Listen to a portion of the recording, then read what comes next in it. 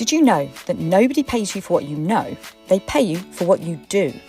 Taking action is fundamental to building your business, and learning to do it well unlocks the power to create massive impact and feel lit up every day. I'm Jo Ingram, and here's where we go all out for getting the courage and conviction to follow our true purpose and join the tribe of action takers making it happen.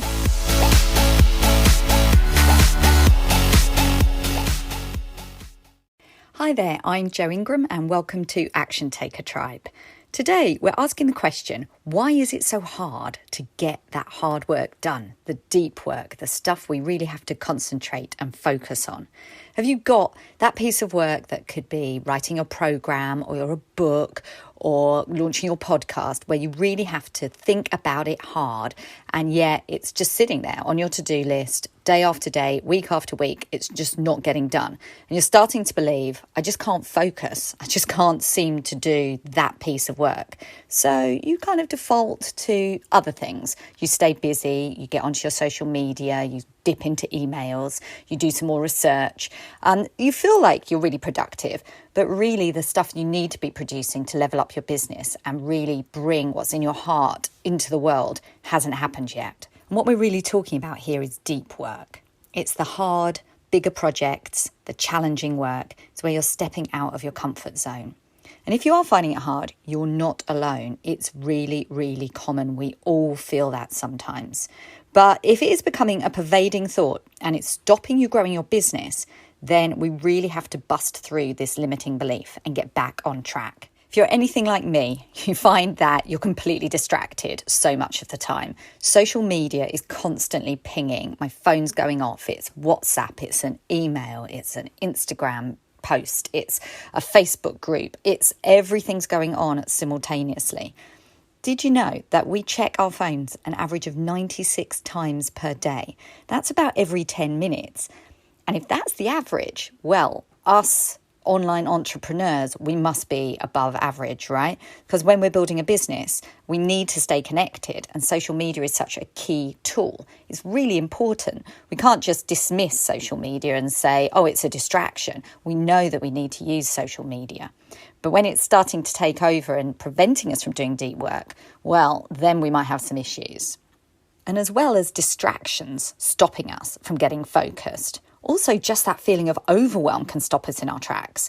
It's like we go into a sense of panic where we either want to run away or totally freeze. Either way, we're not going to sit down and start that really hard piece of work suddenly out the blue.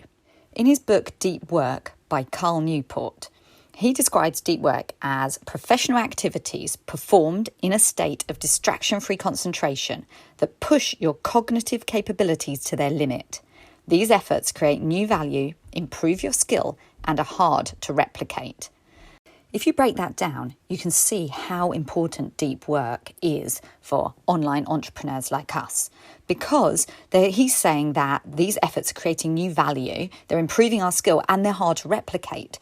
It's where we create a difference to other people doing similar things in the market to us. It is the best way for us to create and convey how we add value. It's inspired action, like writing a book or creating a podcast or a blog, writing a business plan, creating your course or your program. It's where our work streams are elevated and they're going to define our value in the marketplace and with our ideal customers. Something that can hold us back without us even realising it is when we do multitasking. So busy mums, which so many of us are, multitasking, we've just taken this to a whole new level. You know, we can be doing 3 or 4 things at once and just feeling like this is the only way that we can really manage all the things on our plate. But when it actually comes to working on our business, it's not always the case. When we multitask, we're shifting our attention from one thing to another. And it basically is a lot of time wasted where our brain has to catch up with the next task instead of just getting on with the one that we were doing at first. I don't know about you, but it really increases my stress levels. I've always been a multitasker. And in the past, it was something I was quite proud of. But it's only more recently that I've realised that it can really hold me back and I can't concentrate and get things done. Instead, I've really started to understand the value in batching, which is where you do the same task for a prolonged period of time. And we want to prevent our brain being interrupted as much as possible. There was a study done at the University of London, and they found that during cognitive tests, IQ score declined almost to the levels of either smoking marijuana or having an entire night of no sleep when people were multitasking. It's easy to see why we multitask, and sometimes it's a bit like busyness as a proxy for productivity. Does that make sense to you? Just this idea that sometimes we stay busy because we feel productive, even though the actual work that we're creating isn't really going to level us up or move us on significantly. So what is this deep work and how do I get me some? Well, it's about being in a state of flow. I'm sure you know this because we've all been in this position sometimes. It's when time just disappears. You're really, really enjoying what you're doing. It's like inspired action. You just can't believe what you've achieved. The co-founder of positive psychology, Mihai Csikszentmihalyi, described a state of flow as stretching your mind to its limits, concentrating and losing yourself in an activity. But here's the best thing. There's actually a link between being in a state of flow and feelings of happiness. His research showed that the most contentment was reported when a person's mind or body is stretched to its limits in a voluntary effort to accomplish something difficult and worthwhile. The funniest thing was that the study showed that although people thought that relaxation was what they enjoyed the most, that did not rank as high as being in a state of flow. So now here's 6 ways that you can start moving towards a state of flow so you can really get your deep work done and make sure that you're nailing the tasks that are going to level up your business and define you in your niche. First up, prioritize deep work. I'm really hoping that by listening to this, you really understand the value of it. And if it's something that you've not been doing enough of, you're starting to feel really engaged about changing that. Have a think about what tasks are actually those which require deep work, the ones that you really need to prioritize. And let me give you a little clue. If you can't think of what they are, they're probably the ones that you haven't done, the ones that are big, that you feel are difficult and intimidating. Those are the ones that you need to prioritize for deep work. Next up, make sure that you schedule time for deep work. Now, I'm doing quite a bit of coaching at the moment, which I'm loving, but I am finding that when I schedule my coaching calls with my clients willy-nilly into any time during the day, I'm actually breaking my opportunity to do any deep work. So like if I had a call at, say, 11 a.m. for an hour, pretty much I wouldn't do any deep work that morning whatsoever because I know I'm going to be interrupted. And I can't even really think about how to get started. And if I put a call in, like every morning and every afternoon, even just one call, the chances of me getting deep work done are really, really limited. And what I've started to do now is to block either half day or even better, a whole day or 2 a week where I don't schedule calls. And I know that when I need to do something like deep work, say preparing for my podcast or perhaps writing a program, that's when I'm going to do it. The third one is you have to remove distractions. In his book, Deep Work, Carl Newport says, quit social media. Now, don't freak out. I'm not saying that because we can't, right?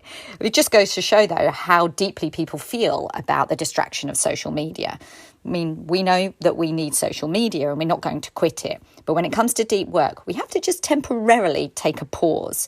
So what you need to do, and it's pretty obvious, is put your devices on airplane mode, turn off the Wi-Fi. You can also shut the door, unplug the phone, whatever else you need to do to be completely undistracted for just one block of time. How I like to do this is the Pomodoro technique. It's named after the mid-century American little alarm clock that's shaped like a tomato, and you just turn it. And you can set a timer. You don't need that awesome alarm clock in order to actually do the technique. Anything will do. I like to use my Alexa and I just tell her, set alarm for 20 minutes. And I pretty much turn everything else off. You isolate yourself and you make sure you set the timer for 20 minutes. The reason you set a timer is because even looking at the clock is a distraction. How many times do you just look up and go, how much longer have I got? And you know what? You set the alarm and you set yourself an intention. For the next 20 minutes, I'm going to do nothing else but work on this. I'm going to write the first chapter of my book. I'm going to write a coaching piece that I'm going to present on a live. Whatever it might be, think it through. You know, if you're an artist, then you're probably really familiar with this kind of deep work where you're so absorbing. Whatever your specialism, this technique works really, really well. But it's also really important, and this is the next point, to practice it regularly. Going into deep work is actually a skill that we get better at the more we do it. And the more we do it, the more we enjoy it. And the more we do it and the more we enjoy it, the more productive we are at the important work that's going to level up our business. It's a win-win-win, really. And finally, get accountable to producing the output from this deep work. Be clear on what progress you plan to make. Set yourself a deadline and also go public. I'm all into radical accountability. I'm going to do some future episodes delving into this in more detail. But even if it's something that you tell your partner or you ideally have an accountability pod, tell them that you're going to be doing this hard thing. Set yourself a deadline and make sure that they hold you accountable to it. Deep work is the foundation of your business's essence and value. It's what you have inside of you manifested into the world. I'd love to hear what you're working on in your deep work moments. Let me know. And in the meantime, I hope you've enjoyed today's episode. Please do subscribe and review, especially with Apple iTunes. Have an action-filled week. Until next time. Bye now.